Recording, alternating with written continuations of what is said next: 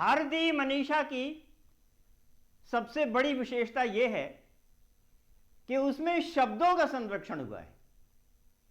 शब्दों का, विशेष रूप से शब्दों का संरक्षण हुआ है, वस्तुओं का नहीं।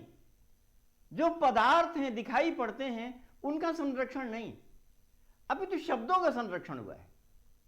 रामायण महाभारत में सैकड़ों हजारों वस्तुओं का वर्णन प्राप्त होता है। हजारों वस्तुएं मनुष्यों के द्वारा बनाई गई, काम में लाई जाने वाली वस्तुओं का वर्णन हुआ है, परंतु किसी भी वस्तु को पुरातत्व वाले खोज नहीं सके। रामायण महाभारत के समय की ऐसी कोई चीज जो कि धरती के अंदर मिल सके पुरातत्व वालों को, ऐसा प्राप्त नहीं हो पाया। परंतु शब्दों की सुरक्षा तो इतनी अधिक हुई कि प्राचीन से प्राचीनतम काल को अगर हम जाने, सोचें अथवा खोजें, वहां से लेके और आगे अधिकतम काल तक शब्दों की अपार राशि का संरक्षण हुआ है। यह इस देश की सबसे बड़ी विशेषता यह है कि यहां पर कम से कम 10,000 वर्ष तक, कम से कम चारों वेदों के 20,000 मंत्रों की सुरक्षा केवल बोलकर अथवा सुनकर हुई है। वह केवल सुना गया अथवा बोला गया।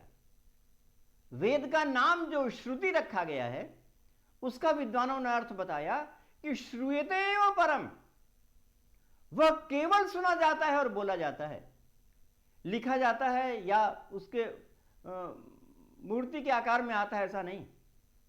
केवल सुना और बोला जाता है। वह इस प्रकार की जो चीज है, उसकी जो उपमा है, वो पूरे विश्व में कहीं नहीं। पूरे विश्व में इतने महान राशि की सुरक्षा और इतने अधिक समय तक कहीं भी प्राप्त नहीं होती। मैक्स मुलर ने एक पुस्तक लिखी, what India can teach us, तो उसमें उन्होंने कहा कि यह भारत की सबसे बड़ी विशेषता है कि इतनी अपार शब्द राशि का उन्होंने इतने अधिक समय तक संकलन किया। उसके बाद मैक्स मुलर ने कहा कि अगर आपको यह विश्वास न होता हो कि ऐसा अजूबा हो सकता है, तो आप अब भी महाराष्ट्र के वेद पाठी पंडितों के पास जाकर इस बात को देख सकते हैं। यह बात उन्होंने कही। तो इस प्रकार से यह स्पष्ट हुआ कि यह सुरक्षा उन्होंने की है। अपने देश के लोगों ने इस प्रकार के ग्रंथों का नाम वांग्मय दिया है। वांग्मय का अर्थ होता है वाणी से बना हुआ है। हम देखते हैं कि मय प्रत्यय के अंत वाले शब्द अनेक बनते हैं, जैसे इष्टकामयम, लौहमयम। इष्टकामयम का अर्थ है कि ईंट से बना हुआ महल। स्वर्णमयम का मतलब है सोने से बना हुआ महल। रामायण में कहा है कि अपि स्वर्णमयी लंका, लंका सोने की बनी हुई थी, ऐसा उसने कहा है। तो सोने का अथवा ईंट का बना हुए महल को क्रमशः स्वर्णमयम, क्रमशः इष्टकामयम, स्वर्णमयम इत्यादि कहते हैं। परंतु अपने देश की मनीषा ने यह जाना कि और कोई महल नहीं, अपितु वांग्मयम, वाणी का जो बना हुआ महल है वो सबसे ज्यादा सुरक्षित है, सबसे ज्यादा आगे चलने वाला है, सबसे अधिक उसकी नित्यता है, ऐसा उन्होंने सोचा। और इस प्रकार से उन्होंने वाणी का महल तैयार किया। तो वाणी के महल तैयार करने में इतनी बड़ी जो शब्द राशि है, उसकी सुरक्षा उन्होंने कैसे कर ली? ये कैसे संभव हो पाया कि इतनी सुरक्षा करें? पीढ़ी दर पीढ़ी, शिष्य पर शिष्य लोग इतनी सुरक्षा कर पाए। हमारे देश में दो प्रकार के संबंध बताए जाते हैं। एक तो माता पिता के द्वारा उनके पुत्र से संबंध विकसित होता है, और दूसरे विद्या के द्वारा संबंध विकसित होता है, अर्थात उनके शिष्य, उनके प्रशिष्य, उनके प्रशिष्य, इस प्रकार विद्या के द्वारा संबंध विकसित होता है। तो दो प्रकार के संबंध में से जो दूसरा संबंध है विद्या के द्वारा विकसित होने वाला, वो यहां पर लागू है। पूरे जीवन भर वेद पाठ किया, उसके पश्चात उसकी संपूर्ण राशि को शिष्यों को दे दिया। उन्होंने भी जीवन भर किया, फिर पूरे राशि को शिष्यों को दे दिया। इस प्रकार से आगे बढ़ते हुए चले गए। तो ये एक बहुत बड़ी परंपरा है जिस कारण से ऐसा हुआ। और ये कैसे हो गया, इसके लिए कोई राजाज्ञा तो थी नहीं। किसी ने, शासन ने आदेश दिया था क्या कि जिंदगी भर वेद पाठ करो, जिंदगी भर शब्दों को सुरक्षित करो? ऐसा कोई वेद पाठ नहीं था, अपितु केवल श्रद्धा और केवल श्रद्धा थी जिसके कारण से ऐसा हो गया। ऐसा श्रद्धातिरेक था जिस कारण से ऐसा हो गया। और श्रद्धातिरेक के कारण ही मीमांसा में इस प्रकार के सिद्धांत विकसित हुए हैं जो कि उस श्रद्धा के अत्यधिक पराकाष्ठा को बताते हैं।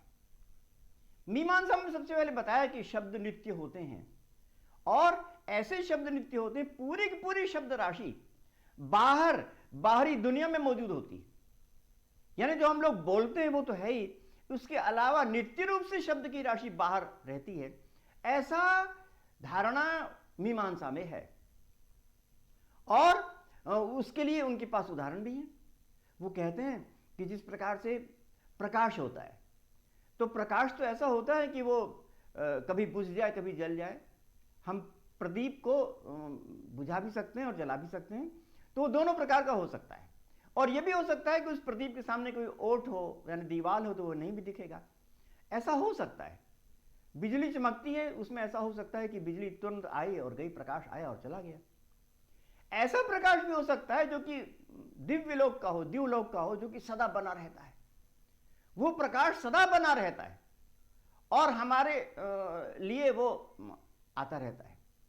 इसी प्रकार से जो शब्द है ना, वो भी सदा सदा वर्तमान रहता है बाहरी दुनिया में। तो वो भी दो प्रकार के शब्द हैं। एक प्रकार का शब्द तो ऐसा है जो कि आता है और जाता है, उत्पन्न हुआ और नष्ट हुआ, जैसे मेघ का गर्जन होता है, उत्पन्न हुआ और नष्ट हुआ। और दूसरा ऐसा शब्द है जो कि कभी नष्ट नहीं होता, सदा बना रहता है, परंतु वो छिप जाता है। जिस प्रकार से द्युलोक का जो प्रकाश है हमारी आंखों के सामने छिप सकता है, उसी प्रकार से बाहर रहने वाला जो प्रकाश है वो भी सदा बना रहता है, परंतु वो कभी कभी हमारे सामने छिप जाता है, तो हमको प्रत्यक्ष नहीं होता है। उसको दिखाने के लिए हमको दोबारा बोलना पड़ता है। ऐसी विचारधारा के द्वारा शब्द नित्यता का जो सिद्धांत आया, इस प्रकार की विचारधारा के द्वारा विकसित हुआ है। तो इस विचारधारा से हमने पाया कि वो शब्द सदा मौजूद रहता है। और इसके बहुत से उनके पास तर्क भी थे। उन्होंने कहा कि आकाश में रहने वाला शब्द होता है और किसी भी द्रव्य में रहने वाला जो गुण है वो सदा उस पूरे में वर्तमान होता है। ये नियम है, ये दर्शन शास्त्र का नियम है कि गुण सदा द्रव्य में, समूचे द्रव्य में वर्तमान रहता है। हमारा जो कपड़ा है, कपड़े में जो शुक्ल गुण है, वो ऐसा नहीं है कि आधे में शुक्ल गुण हो और आधा निरूप हो, कोई रूप ही ना हो, ऐसा नहीं है। जितना पट है उसमें वो गुण रहता है। इसी प्रकार से वह गुण जब तक वो द्रव्य है तब तक बना रहता है। ये भी नियम है।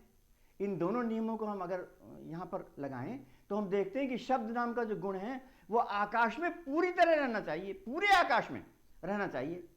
और जब तक आकाश मौजूद है, आकाश तो नित्य है, तो इसलिए सदा सदा बना रहना चाहिए। इस सिद्धांत के द्वारा मीमांसा वालों ने कहा कि जो शब्द है वो पूरे आकाश में, जितना आकाश है, विभु आकाश, सब में पूरे में छाया हुआ है। और क्योंकि वह नित्य सदा बना रहने वाला है, इसलिए उसमें रहने वाला जो गुण है वो भी नित्य है। इस प्रकार का जो नित्य शब्द है वो बाहरी दुनिया वर्तमान है, इसलिए वेद नित्य है। मीमांसा वालों ने कहा कि वेद की परिभाषा क्या हो सकती है? वेद की परिभाषा यह हो सकती है कि वह शब्द राशि जो कि जिसके पाठ करने का कभी विच्छेद नहीं हुआ, कभी भी क्रमभेद नहीं हुआ, परंतु और ये मालूम नहीं है कि किसने उसको बनाया, फिर भी वेद चला रहा है। जो उसका आविष्कर्ता है उसका नाम नहीं मालूम, परंतु सभी समय, प्रत्येक समय में वो चला आया है, उसको कहते हैं वेद। संप्रदाय विच्छेदे सति अस्मर्यमाण कर्तृकत्वम वेदत्वम, इस प्रकार की वेद की परिभाषा है।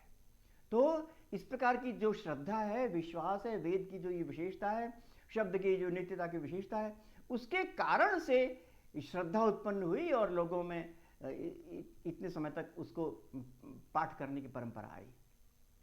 ये जो खूबी है, इस पर प्रश्न आगे के दर्शन वालों ने बहुत उठाए कि शब्द नित्यता हो सकती है कि नहीं हो सकती, बहुत प्रश्न हो सकते हैं, परंतु आप उसका सौंदर्य तो देखिए। शब्द नित्यता का जो सौंदर्य है ना, वो इस बात में नहीं थे कि आप उसमें ज्यादा तर्क मत कीजिए, है ना। फूल का एक सौंदर्य होता है, पुष्प का सौंदर्य होता है ना। पुष्प खिला हुआ हो तो मैं उसको देख के ये बोल सकता हूं कि वो हंस रहा है, वो मुझसे हंस करके बातें कर रहा है, ऐसा मैं सोचता हूं, ऐसा मैं कहता हूं। और पुष्प के विश्लेषण का एक दूसरा तरीका भी होता है जो कि साइंटिस्ट करते हैं, कि उस पुष्प को काट दूं, गला दूं, लेबोरेटरी में डाल दूं, तो उससे मुझे ये तो पता चल जाएगा कि उस पुष्प में कितने कितने ऑक्सीजन है, कितने हाइड्रोजन है, कितने और एटम काम कर रहे हैं, कितनी लंबाई चौड़ाई है उसकी, कलर किन तत्वों के कारण से है, ये सब बातें मुझे मालूम चल जाएगी। मगर वो पुष्प उसका सौंदर्य वो उस तर्क से नहीं मालूम चल सकता है। उस पुष्प के सौंदर्य के लिए तो मुझे पूरा का पूरा पुष्प जैसा का तैसा चाहिए, बिना कटा हुआ। ठीक इसी प्रकार से मीमांसा में जो शब्द का नित्यता का सिद्धांत विकसित किया है, उसमें तर्क मत कीजिए, उसमें जैसा उन्होंने बताया उतना मानिए, और उसको देख करके आप सोचिए कि उस चीज से, उस शब्द नित्यता से, उस शब्द की पूज्यता से ही हजारों वर्षों तक लोगों में श्रद्धा मौजूद रही है। जिस चीज को देख करके लोगों में हजारों वर्षों तक श्रद्धा मौजूद रही है, विश्वास मौजूद रहा है, वो भी तो अपने आप में एक अभूतपूर्व है, वो भी तो अपने आप में एक सौंदर्य है। उस सौंदर्य का अनुभव कीजिए तो ये पता चलता है कि शब्द नित्यता का सिद्धांत जो है अपने आप में कितना सबल है, कितना सुपूजित है, और कितना हम लोगों के लिए हृदयग्राही है। तो मैं आज आपके समक्ष शब्द नित्यता के सिद्धांत के विषय में कुछ बातें कह रहा था। आपने मेरी बातों को सुना, बहुत धन्यवाद।